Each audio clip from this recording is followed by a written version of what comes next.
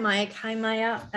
Thank you both for being here today to talk about mentoring and how it can strengthen entrepreneurs. And so much so that, entrepreneurs support organizations nowadays offer mentoring programs to their networks. But I guess, Mike, you've seen that a lot.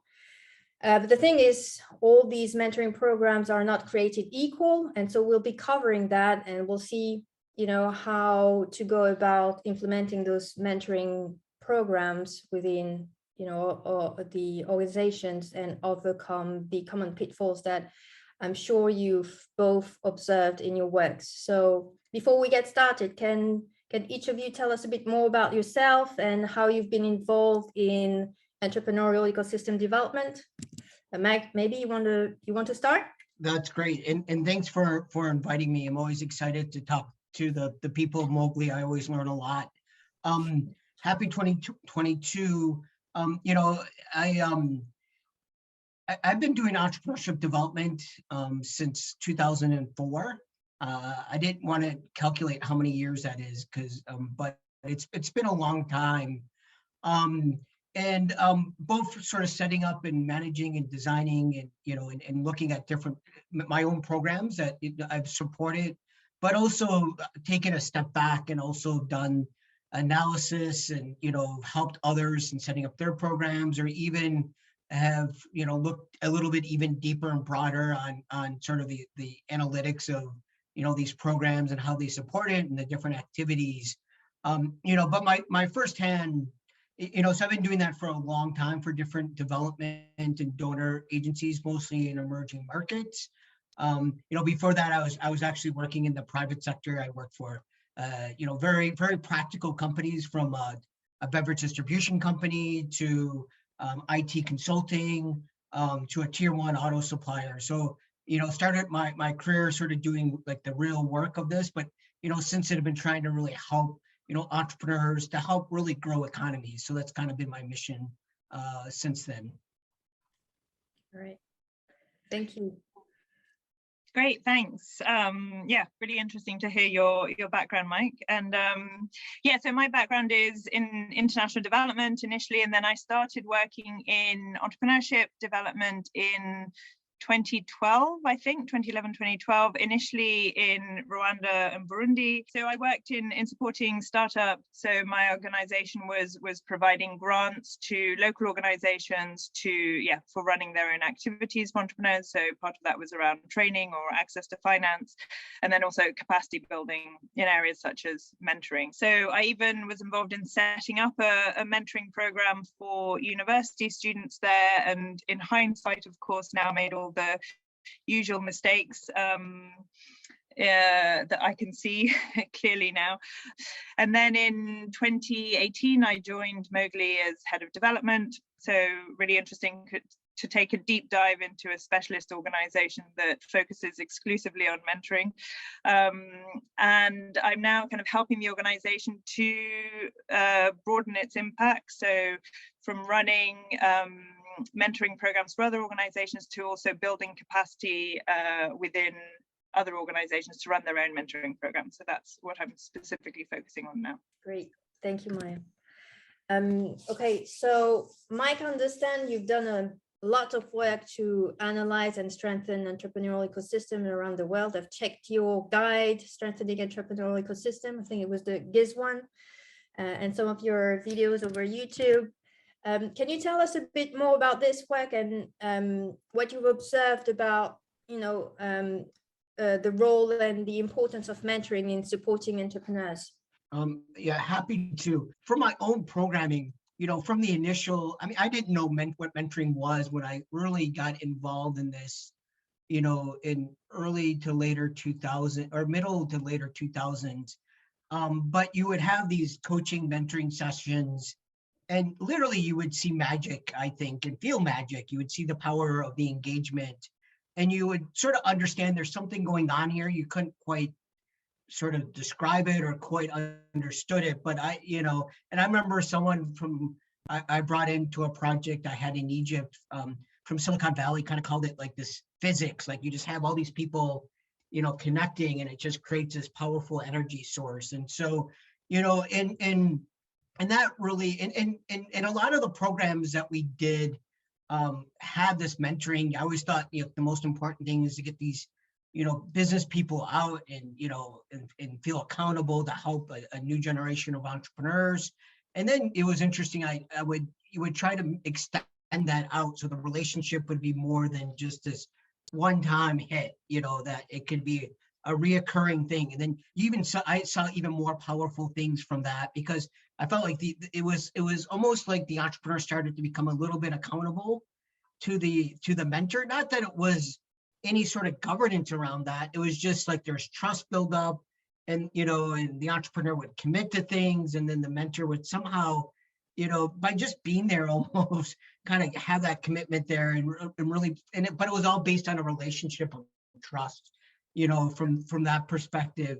And so when I, later in my career, when, some other projects, specifically the World Bank actually asked us to develop some training guides around entrepreneurship support organizations and incubators, I actually did a very deep dive on mentoring. I got to talk to organizations that developed their own mentoring program, including, Mowgli, and, looked at some of the research, back then around 2014 or 15, I believe, and got a much,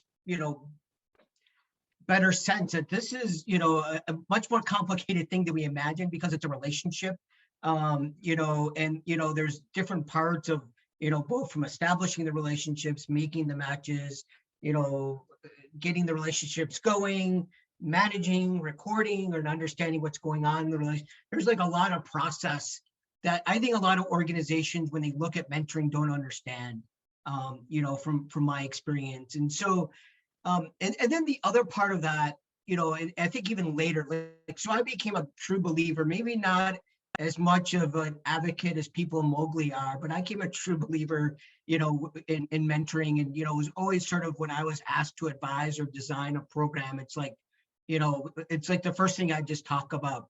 But I've seen other data in both like within entrepreneur support organizations in a broader sense that sort of had mixed, because I was always driven by data, driven by the global entrepreneurship, the Startup Genome, and also Endeavor Insights, which it had an interesting piece of data, which they both hit on, which was basically, if you have entrepreneurs engaging with successful business people, there was great impact. And they specifically said, sales and revenue and raising money, both of those. So I always kind of thought, well, that kind of means mentoring. But then, like, I saw other data, specifically I would look at specific ESOs and sort of their data of how happy their entrepreneurs are with their mentors. And it was a bit mixed, from that, data on an individual organization level. And then I remember when Andy started to look at this with the Gali research. And then you really, I thought mentoring would be up there, but what was interesting is networking was always sort of number one.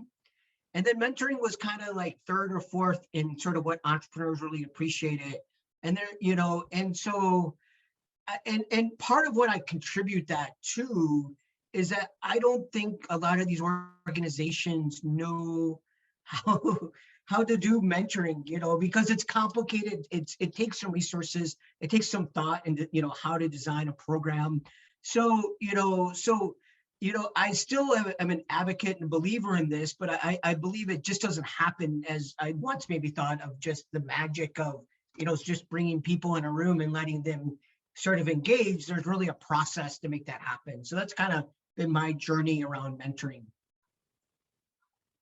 All right, and you're, from the analysis that you've just mentioned, saying that mentoring was only at the third or fourth position. Do you think it's because, so you said it's because people don't know how to implement mentoring programs, or do you think they don't get what mentoring is really about in the first place? They don't understand what mentoring is. I think both. I really think both. I think I've gone in and tried to advise some younger entrepreneurship support organizations of younger staff, and they're just using the game plans of other programs. They know, every program almost has some sort of mentoring, coaching type of activity. And so they're like, well, we need to do that, not really understanding what the power is, why to do it, and so it's just, a lack of understanding. And I also think a lack of resources. Many of these programs, they're barely breaking even. They're scrambling for money all the time. And so, I think they also struggle to, understand that they have to put some, human resources to this to make it work. And, sometimes they lack the ability to do that. So those are some of my hypotheses of why I think they struggle with this. Okay.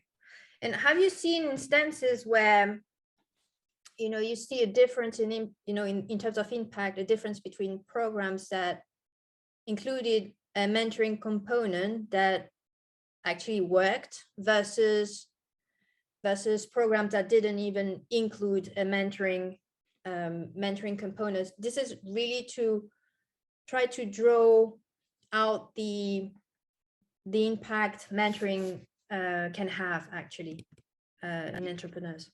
I can't say from an analysis standpoint, I will point to Andy and Gali's data, which shows activities around, training and workshops versus sort of the networking and mentoring. There's less impact. From my own personal experience, I've just seen, and I've told this to entrepreneurship support organizations all the time, because they show me the design of their project, the agenda and the different sets of activities and the sequence. And I'm like, that's all great. But, the first thing, I'm pretty confident on this. The first thing an entrepreneur does when they look at your program is they go through and they look at your mentors and coaches, like, who can I connect with?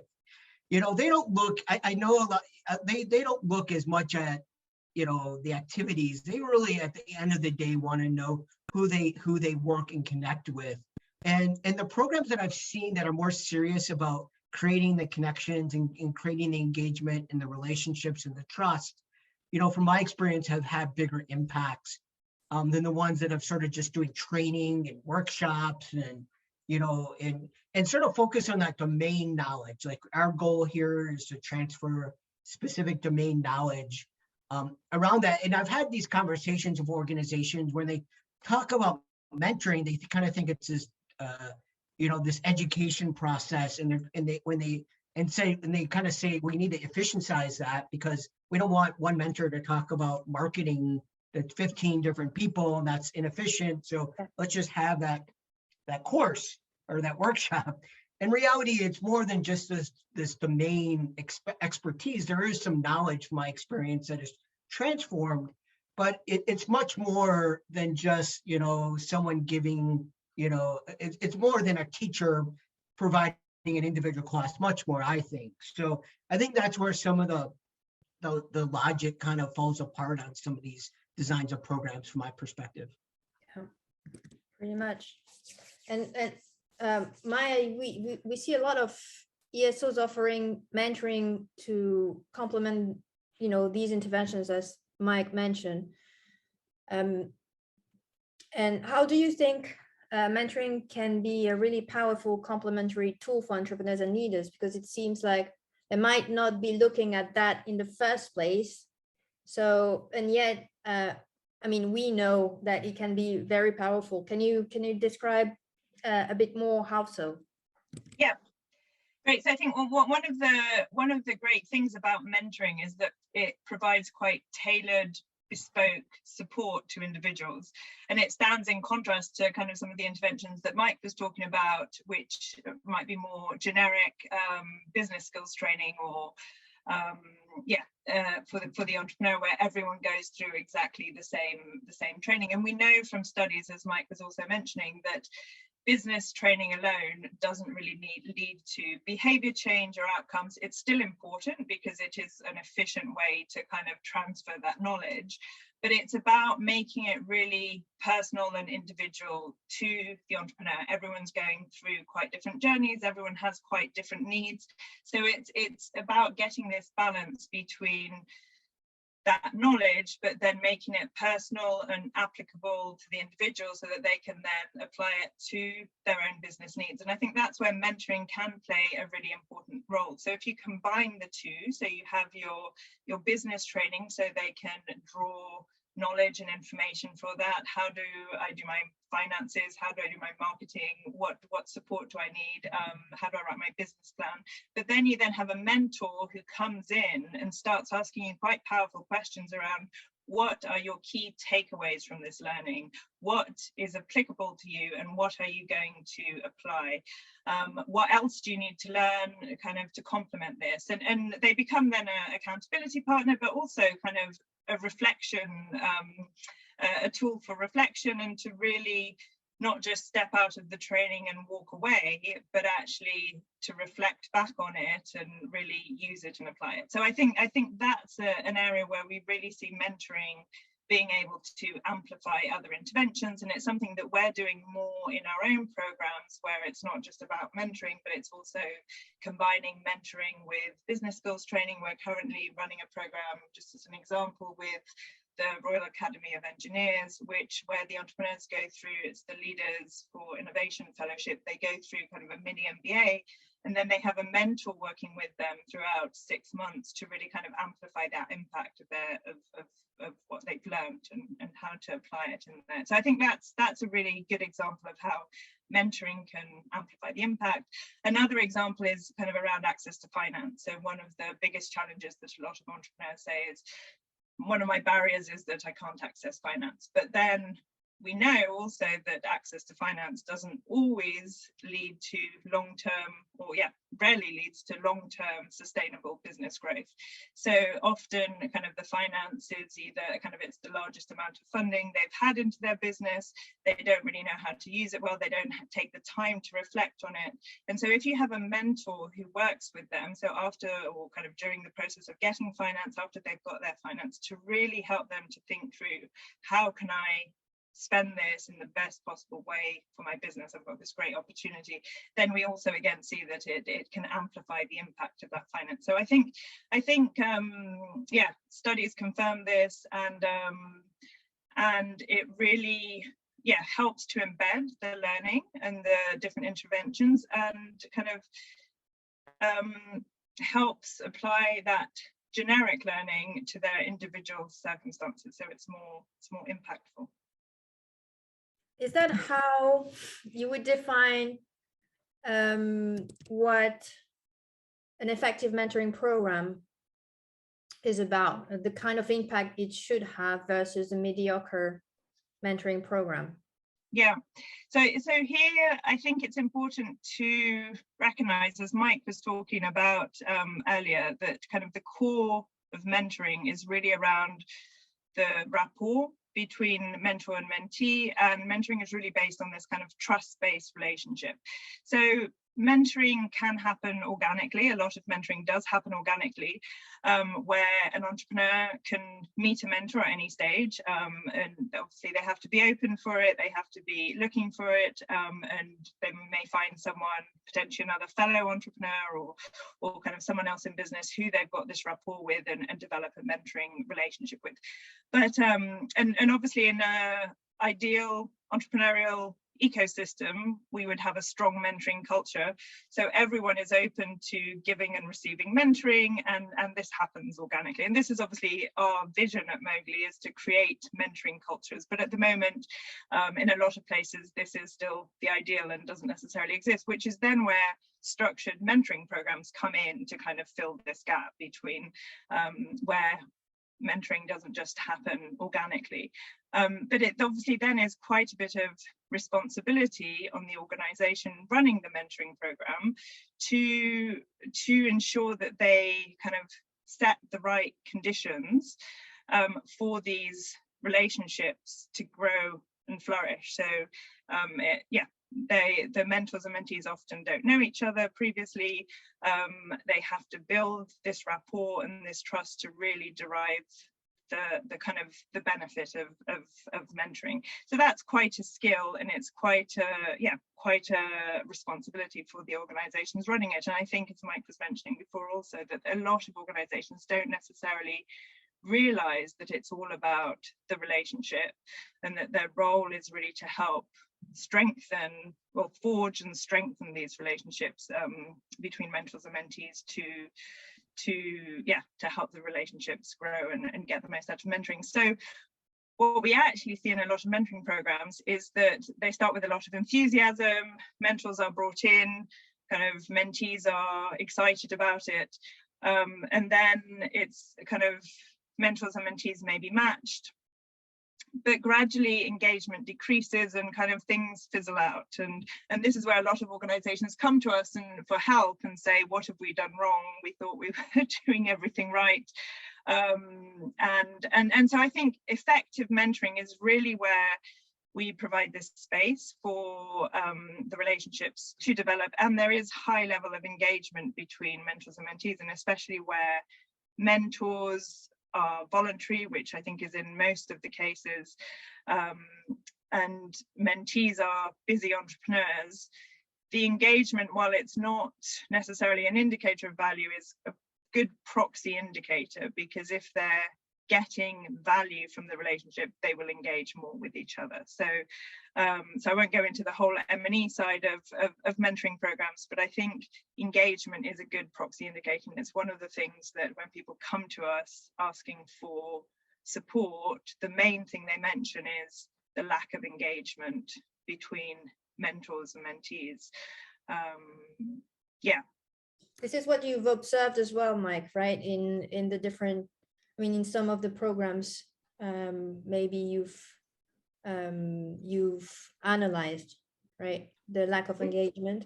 Yeah, I mean, Maia's right on in some of the issues, and even the matching sometimes doesn't even happen. It just kind of, maybe the ESO has sort of this open network event, whether virtual or in person, and they expect the entrepreneurs or the mentors to sort of just, kind of like a high school dance, almost just like find their partner. And I mean, the whole matching part, the whole recruiting part, also I've seen a lot of programs suffer, and even the relationship of just managing that mentor suffers too.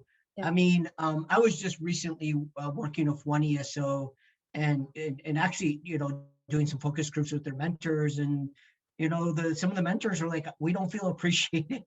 I mean, I feel like some programs are so, I mean, as I said, they try to efficientize themselves, and use technology and, and CRM systems and things like this, managing the relationship. And sometimes the mentors are, getting these automated emails and just don't feel appreciated sometimes, and not a part of the story of the organization themselves. So I think there's probably 7 or 8 factors, out there where, that I think ESOs are failing regarding mentoring, and again, it's because I think it's just so much more complicated than people and organizations realize, if you really want the power and the magic and thus the impacts out of it to happen, right? Yeah. But okay, let's talk about the optimistic scenario, or examples actually. Do you have examples of, programs where it really had an impact and it made a difference? Like, do you have any story of change to share, Mike? Yeah, I mean, this was almost by accident. When I was first working in Egypt, we were a bit frustrated with the program I worked on. It was a USAID program, on some of the sort of startup approaches for entrepreneurship. And so we sort of co-developed a program that was sort of a 4-month, it wasn't a long program, it was I think it was 4 to 5 months. And it was really simple, to be frank. It was just like, it was mostly just a reoccurring mentoring, and it was in-person mentoring, and it was kind of a group mentoring, and what I saw was, and the way we measured the success of the entrepreneurs was just delta. Where were you a month ago, 6 weeks ago? Where are you today? And so that was sort of it was sort of an accountability thing. And we were fortunate that we really had some of the most serious people, business people in Egypt who volunteered for this. And it was really interesting to see sort of these relationships form, between these startups. And actually it was interesting. We didn't have it wasn't just startups, it was SMEs, it was companies that have been around 5-6 years, consulting firms, manufacturing firms, tech startups. Like, it was a really mix. And the way we were able to do this was we were just saying, all we care about is Delta, and at the end of the day, we're sort of judging you on, are you able to push yourself, over a short period of time, and you're kind of accountable to these people that you're building trust with. And it was, and toward the end, it was basically one of the companies, this consulting firm that does UI and UX, basically said, you guys are telling me I needed to focus on human resources, and I was focused on human resources, and this happened. You need, it was like, I was all thinking about marketing and strategy, and you're telling me I need to focus on people and operations. And it was like, here's what I did, and here's a transformation. So it was really interesting by not worrying about the pitch, the strategy, all these things are fun, they're fun to look at, but like really getting into, can we help you push your company, further every time we engage with you, and it was really interesting. You could see really, really direct impacts. And it was all about the relationship that was established between these business people who absolutely cared. Like, they were there pro bono, as Maia was saying. They just wanted to help, and they put it, and they were serious business people, meant the entrepreneurs who knew they were serious. And when they saw that, I think they saw the accountability of, having people there to help them, that are there to help them, want to help them. And, we're kind of, felt accountable. Like, if they're going to say they're going to do something in the next month, they did it. So, or most of them did, I should say. So it was, or if they didn't do it, they learned from something, it kind of failed and they learned. So it was, I just feel like that type of relationship where you establish it, and it just becomes, as Maia was saying, it becomes more natural, and I think that the great thing about the mentors is they really, really help focus the entrepreneurs. These entrepreneurs are getting a water hose of information, and getting all these ideas, and they're looking at competitors, and they're unsure, and they want to try 1,000 different things. And the mentors, as Maia was saying, through questioning and questions, help them focus, really realize, maybe I have a grand vision of all these things I want to do, but in the next month, I need to focus on these 2 or 3 things. And it's not that the mentor tells them that, it's that they ask a lot of questions to help the entrepreneur think about that and really realize where their priorities are for the next short-term period. So that's been, one of the most gratifying things I've seen in my career, on just seeing sort of really quick impact, from such a program. Okay, thanks, Mike, for sharing. Maia, do you have? Yeah, it's really interesting to listen to Mike, and that accountability bit comes up time and time again. I think it's quite a lonely journey sometimes being an entrepreneur. So having someone who cares and asks you those questions is really important. So, from Mowgli, we have a lot of stories, given that all our work is around mentoring, but I wanted to give a little bit more of a kind of a high level view. And I think one of the consistent things that we hear from entrepreneurs is that mentoring has helped us to get further faster.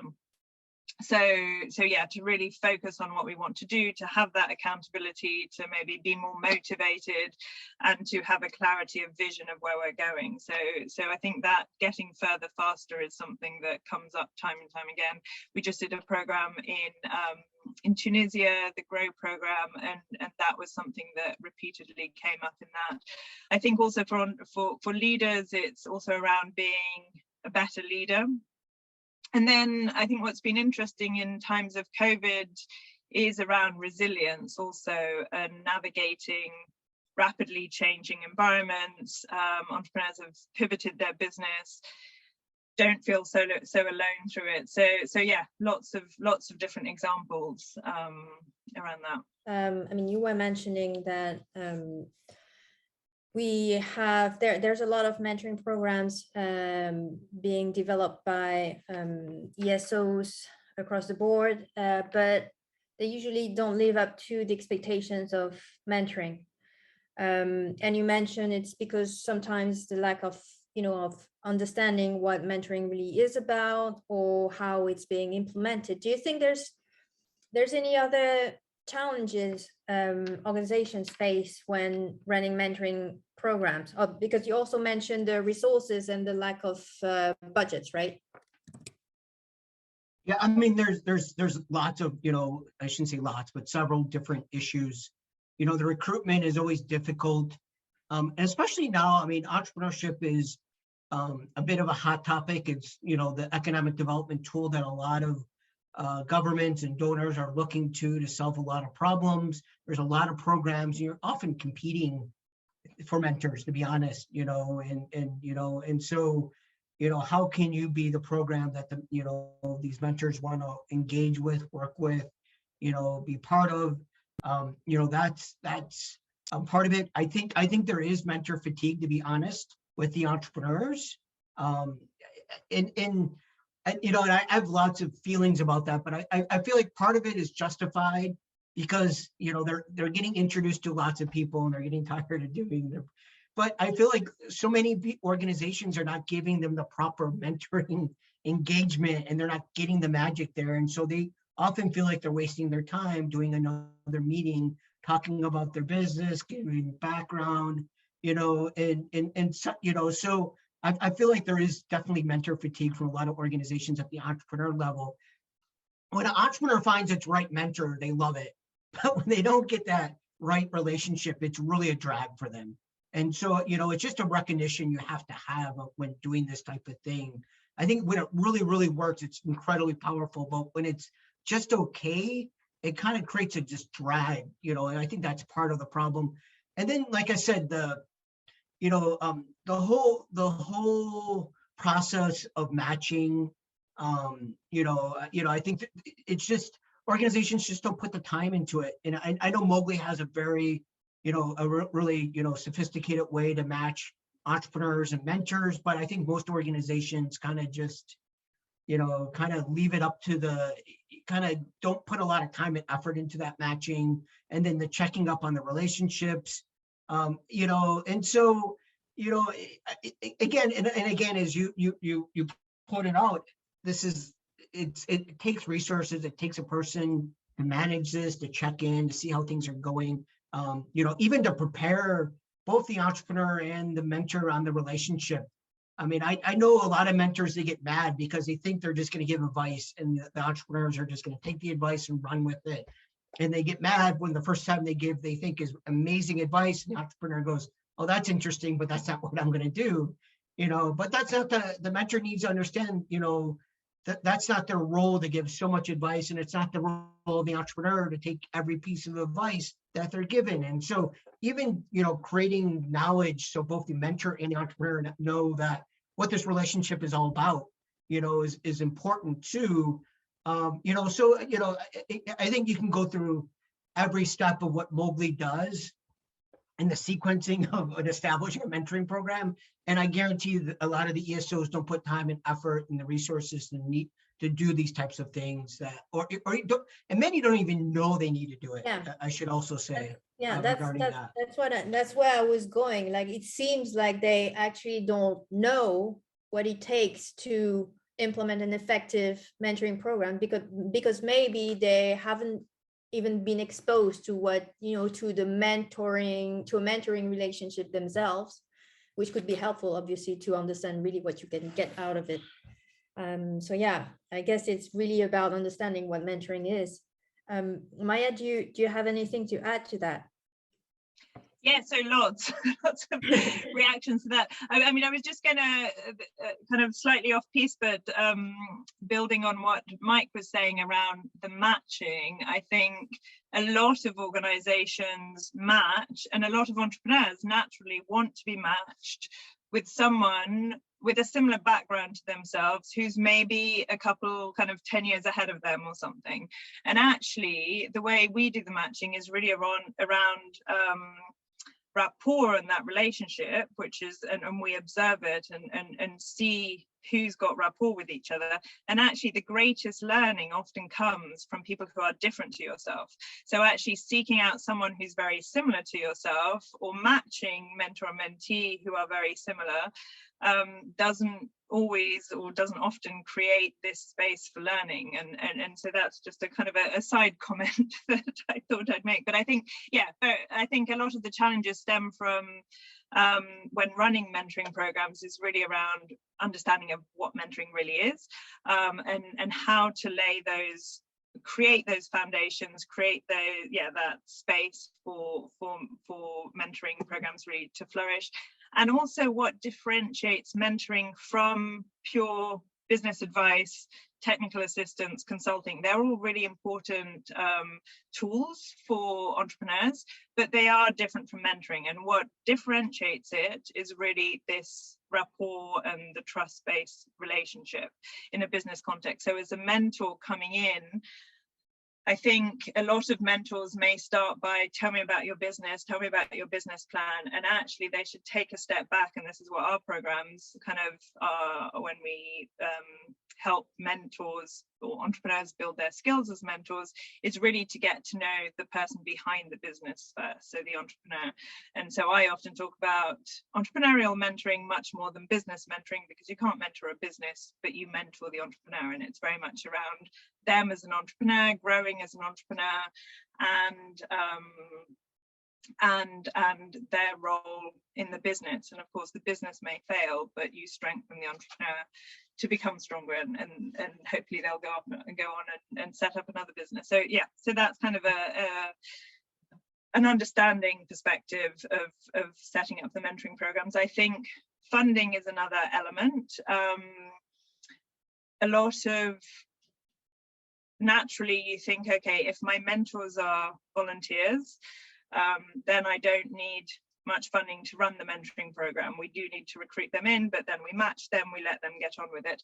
And while you don't need a huge amount of funding to run mentoring programs, you do need some resources, like anything, to run it well. So you need someone who's a focal point to run the mentoring program, who is the point of contact and manages it, has the overall oversight of it, and yeah, designs and sets up the program. You probably need a bit of funding also to build the skills of your mentors and mentees. And a lot of entrepreneurs may come in and say, I'm a successful entrepreneur, I don't need to train as a mentor. But actually the skills of a good entrepreneur and a mentor are actually quite different. So as an entrepreneur, you're very focused on action and problem solving, and as a mentor you probably want to take a bit of a step back and learn how to listen more, ask those powerful questions, help someone to reflect. So and they're good leadership and management skills as well. So the mentors have a lot to learn from the process as well. And I think that's one thing that you were kind of touching on before, that mentors are often not appreciated, but actually that's really important for mentoring programs as well. If we want to retain our mentors, how can we help them to get value from the mentoring relationships and continue mentoring? So feel appreciated, but also feel that they're learning as well. So I think that's, if you're going to run long-term sustainable mentoring programs and build mentoring cultures, it is also important to recognize the value that the mentors bring to it. Yeah, that's something we probably forget from time to time, is usually we always see the value for mentees and entrepreneurs, not so much so for the actual mentors, but they get a lot of value in the process. And if you're not bringing the value for the mentors, there's no way they're going to mentor, you know, on the longer term, and so your ecosystem might crumble. The same, I mean, might crumble together if you don't get to have those mentors afterwards. So yeah. And organizations put a lot of effort into recruiting mentors, but actually yeah, you need to retain them, because it'll make your life much easier if you're able to retain your mentors to future cohorts, and enable your mentees also to, in a couple of years down the line, loop back as mentors, because they've really understood the value that mentoring has had to them, and will want to give back, but also learn as a mentor also. Yeah, and that's how afterwards you keep the ball rolling and grow your mentoring culture and strengthen the overall ecosystem. Yeah. All right, great. And so basically all of those pitfalls are, I mean, can be overcome, obviously with the right preparation and the right designs for a program. So I guess that's the foundations of our new course called Running Effective Mentoring Programs, that's been developed by Mowgli. Maia, maybe you can tell us a bit more about why we've developed this program. Yeah, so Mowgli has been in existence for, I think, 14 years now, and a lot of that time has really been focused on running mentoring programs ourselves, so for other organizations. So we would come in and run an end-to-end mentoring program for a range of different kind of organizations and clients. So we've built up a lot of experience, expertise around what makes mentoring programs effective, what creates that engagement, that trust, that rapport, and really has impact on the mentees that we're working with. So that's really been our focus, but obviously increasingly we're seeing more and more organizations wanting to run their own mentoring programs, coming to us for advice and support to help them to improve their own mentoring programs, but they don't have kind of a large budget to be able to get us to come in and run the program for them. And of course, they don't necessarily want us to do it as well, because they want to embed it within the organization and make it kind of a sustainable offer for their entrepreneurs. So that's kind of the background to this. And so this is kind of part of our package to respond to this is a course for organizations who are wanting, either running an existing mentoring program that's not quite delivering what they were expecting from the program, so not quite having the results that they were hoping for, or they're setting up a new program from scratch and want to get it right from the start. So it's also, I mean, it's intended as well for, you know, organization, corporates, as well as ESOs, right? Yes, exactly. So across the board. So the kind of the principles and how you set up an effective mentoring program are the same. Yeah. And do you mind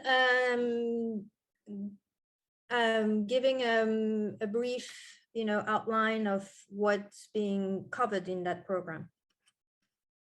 Yeah, of course. So it covers everything kind of from the really focusing in on the objectives of the mentoring program, why you're running a mentoring program, what you want to achieve from it. Because that's really the foundation upon which everything else is layered. So the whole design of your mentoring program will always come back to, okay, what are we trying to achieve from that? So kind of from recruitment of your mentors to your mentees into the program and things. So one big area that a lot of organizations struggle with, which we've already talked about, is around recruiting mentors. So how can you recruit mentors into your program? How can you make the program attractive to them? How can you articulate kind of what they'll get out of it and what you'll be offering them? So really trying to make it an attractive offer to mentors.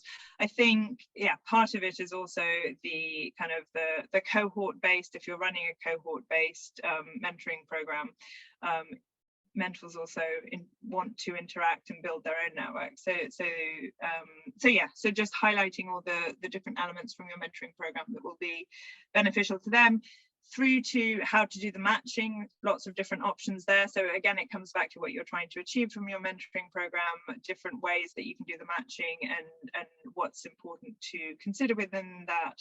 And then obviously after you've made your matches, so after your mentor and mentee are together, a lot of organizations kind of step back and help them and just allow them to get on with it. But actually an effective mentoring program will provide kind of ongoing support both to mentors and mentees, provide a space for learning, so maybe for mentors to come together and also learn from each other, for mentees again to do that, and good evaluation. So monitoring and evaluation of the mentoring program is also something that's really critical there. And how can people join the next cohort?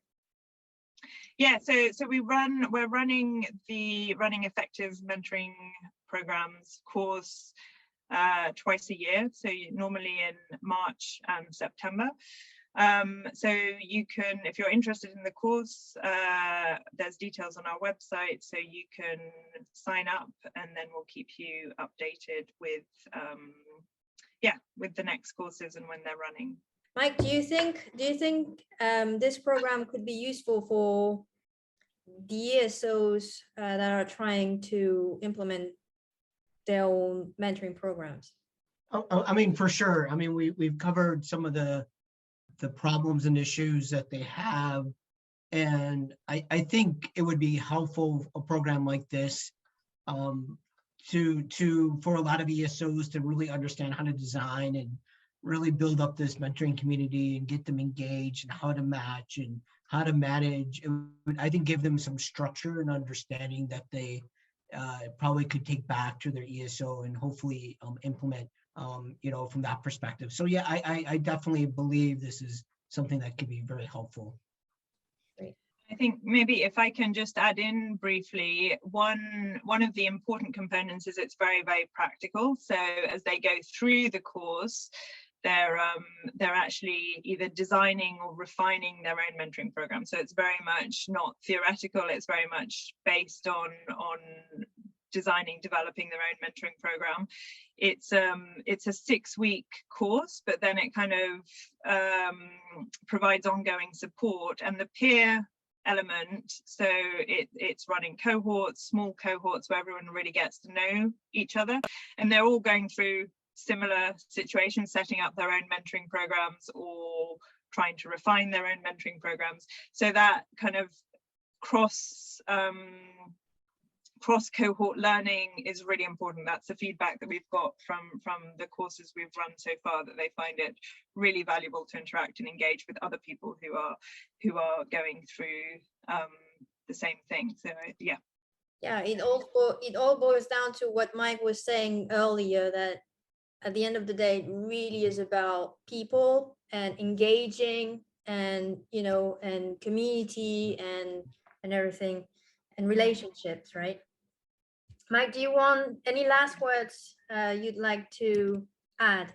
I mean, as far as the program goes, I mean, I think that's great, and it's great that it's so practical, and hopefully there's some design at the end that people can go back to the ESOs with. And again, I've learned a lot from Mowgli on mentoring, and have had conversations with you, Maia, and Kat, and really, from the start, I think you guys are sort of the organization leading the way, and you almost have a religious belief in the power of this engagement, which I also believe, and so it's great that you're both sharing information and providing some products to help organizations out there.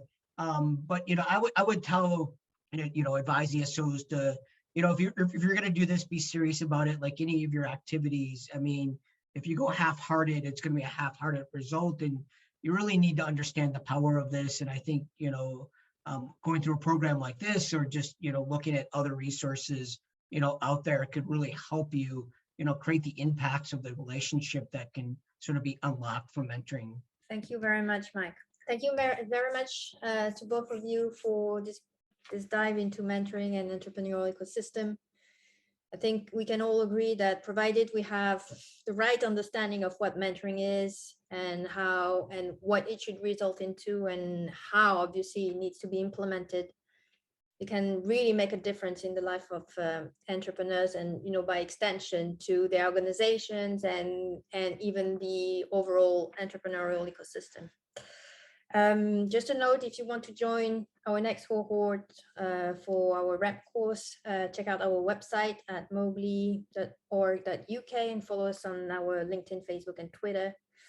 Thank you very much for your time, Mike and Maia. stay safe and stay healthy, and we'll see you soon.